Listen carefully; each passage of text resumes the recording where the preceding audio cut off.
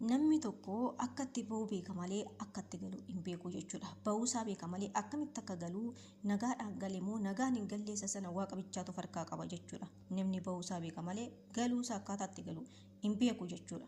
Mucaan kun Joordaan keessa jiraachaa turte waggaa 3 kontiraatii ishee fixxee gara biyyaatti galuudhaaf guyyoota muraasa tafe garuu lubbuun ishee darbee jira jechuudha.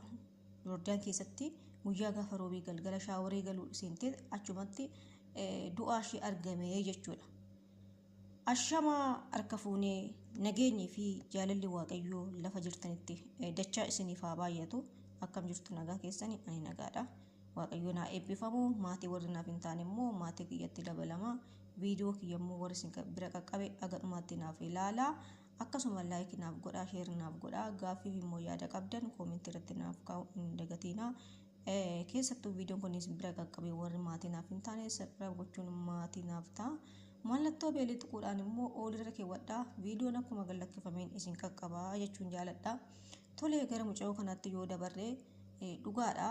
Baay'een keenya maatii keenya jijjiirra jennee biyya keenya jijjiirra jennee ofii keenya gaa'ela keenya jijjiirra jennee waan tokko harkatti qabanne jennee biyyaa baana.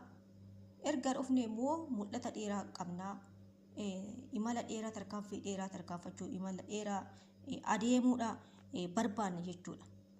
Garuu immoo nuyi kaayyoo qabnu sanarratti irra qaqqabuudhaaf tarkaanfanna adeemna malee bira qaqqabnee dhiisnee imala keenya bira qaqqabnee dhiisnee isa yaadne sana bira qaqqabnee dhiisnee biyya lafaarratti immoo idimeen keenya ammam akka ta'e wanti nuti beeknu hin jiru isa kana hundumaa jechuudha. Garuu ilmi namaa amma lafarra jirutti waa hedduu karoorsa jechuudha.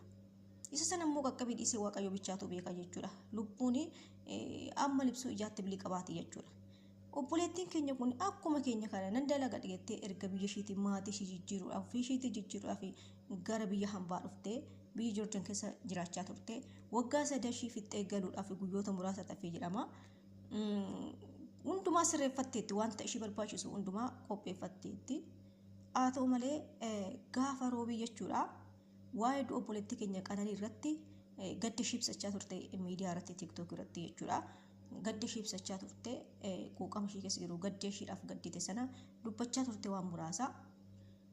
Haa ta'u malee boochee fi qananii dhaabuu miidiyaa irratti turte galgala shaaworii seentee jedhama. Shaaworii seentee achumatti haftee gaafa maatiin balbala cabsanii itti seenanii du'aa ishee keessatti argamee jedhamee dubbatamaa jira. Inni kun gaafa roobiiti jechuudha. Haa ta'u malee agammaatti illee miidiyaa irra waa'ee mucaa kana deemaa jira. Ani garuu carraa argadhe irratti hin hojjenne. Soo maal isiniin jechuun barbaade ishiin egaa nan dalaga dheetteetuma baate egaa hin taane iree waan namaa qabee jiraatu malee kun iree lafarra jiraatan iree mataa ofiitiin of jiraachisuu danda'anii ofiif qoodanii miti. Iree waaqayyo namaaf qoodee iree waaqayyo nama jiraachisee hin jiraatu jechuudha. Amma mucayyoon kun nan gali jettee waa hundumaa sirreeffattee haala ishee mijeeffattee mi'a ishee sirreeffattee akkasumallee maatii ishee gammachiistee nan gala jettee maatii ishee itti himtee gaafa maatiin ishee achi jiraashiin nu dhufa jedhanii maatii ishee qophaaffatanii waan barbaachisanii bakka waan ittiin ishee simatan hundumaa qopheeffatanii fuula ifaadhaan gammachuudhaan gaafa intalli keenya nuuf galti jedhanii obbolaan haati abbaan lammiin gaafa eeggatu guyyoota muraasa keessatti waggaa amma kanaatu nagaadhaan teesse waggaa 3 jechuun salphaa miti nagaan teesse har'a guyyoota muraasa keessatti galmaata ishee irratti isayyuu galmaata ishee irratti gaafa isheen gammaddee haadha koo abbaa koo obbolaa koo maatii koo nan argetti gaafa isheen gammachuudhaan nan gala jettee qophooftirratti maatii ishees immoo intalli keenya nu dhufti adiin gaafa gammachuudhaan simachuu irratti qophaa'an irratti isheenis reeffi ishee gara biyyaatti galee maatii ishees gammachuudhaan fayyaa ishee argachuu barbaadanii qophaa'anii jira sun gaafa reeffa ishee xagabbalanii kuni baay'ee malee kan nama cabsudha jechuudha. Kuni baay'ee ulfaataadha jechuudha. Dhugaa waaqayyoo baay'ee ulfaataadha jechuudha. Ijoolleen keenya baay'een biyya kanatti dhumaa jiru jechuudha. Biyya ambaa keenya keessatti ijoolleen keenya baay'ee ishee dhumataa jirti jechuudha. Ijoolleen keenya baay'ee ishee dhumataa jirti biyya ambaatti. Maaliif akka ta'e hin beeku dhugaa abaarsi kun nurra haa cabu. Dachiin Itoophiyaa abaarsa qabdi natti fakkaata. Innachiis numa xaragama innasiis numa xaragama waaqayyoon nutti haraaramu kun hundumtuu kan ta'e cubbuu keenyaan gooftaan nutti haraaramu. Abaarsa kana gooftaan nurra haa cabsu. Ilmi namaa bahee gala dhabee intalli namaa baatee gala dhabdee xinnaan guddachuu didee guddaan buluu didee kuni dhugaa waaqayyo abaarsa wiitu nurra jira. Lammii Itoophiyaa irra abaarsa wiitu jira waaqayyo nutti haraaramu. Haala darbis ijoolleen baay'een Dubaayii keessatti dhumaa jiran. Baay'een isaanii Joordaan kanallee calqaba waggoota darban keessa baay'eetu akkasitti ijoolleen miidhamaa ture. Hamma tokkollee immoo deebi'ee qannase. Baroota kana keessa deebi'ee qannasee ture. Amma immoo kunoo obboleettii keenya irra qaqqabe jechuudha. Egaa wanti nuti goonu hin jiru waaqayyoon lubbuu ishee haa maaru. Waan godheefis immoo waaqayyo utuu beeka hojii isaa keessa galuun hin danda'amu. Osoo kan qananiiti bu'aa jirru miidiyaan guutuun otoo kan qananiiti asiifachi oofaa jiru. Mucaashin kun immoo dhuftee itti dabalamtee nan hojjeta dheettee manaa baate nan nyaadhaan nama nyaataa jedha Oromoon.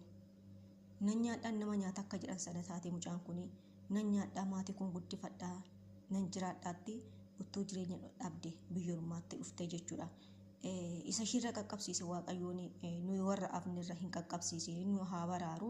Osoo maatiin keenya ilmoo keenya ijaan argina jedhanii nu eeganuu warri dhala qaban ijoolleen isaanii haati keenyan dhufti jedhanii osoo eeganuu waaqayyoon akkasitti asitti hambisee alaneechisiin ijoollees ta'e maatis ta'e waaqayyoon alaneessisiin waaqayyoon akkuma baanetti nagaan nu galchu.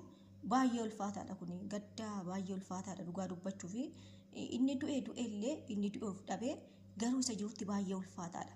Namni tokko gaafame du'u inni du'e bakka deebi'ee of argee waan sana irratti hin quuqamu jechuudha, irratti hin miidhamu, irratti hin gaddu jechuudha. Maaliif du'ee ofiisaatiif waan ta'eef. Garuu wanta akkasiin kun warra jirutti jechuudha. Bakka warra jirutti baay'ee gubannaa zalaalamee amma haadhaaf abbaa keessaa kun hin bahu yoomiyyuu jechuudha. Maaliif isaaniin gargaara isaan xoraatti manaa baate gaafa akkana taatu nutu ergee jedhu. Jalqaba biyya sanatti kan nu erge nuyiidha.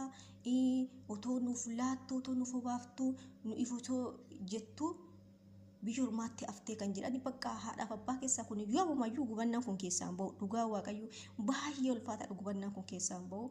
Ara waaqayyoon dhugaa waan akkanaa gooftaan Yesuus nuun hin qaqqabsiisini. Biyya ormaatti waaqayyoon baasee nama nambisin.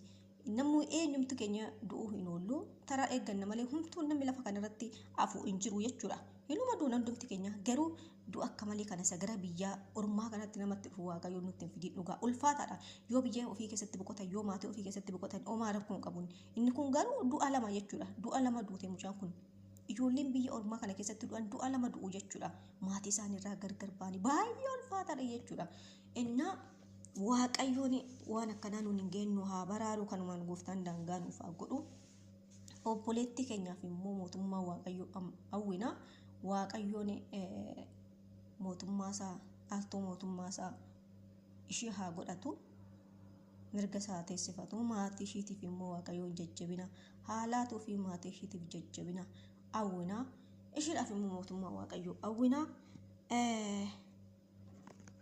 Turtina wajjin taasiftaniif immoo galatooma oolmaa gaarii isiniif haa ta'u.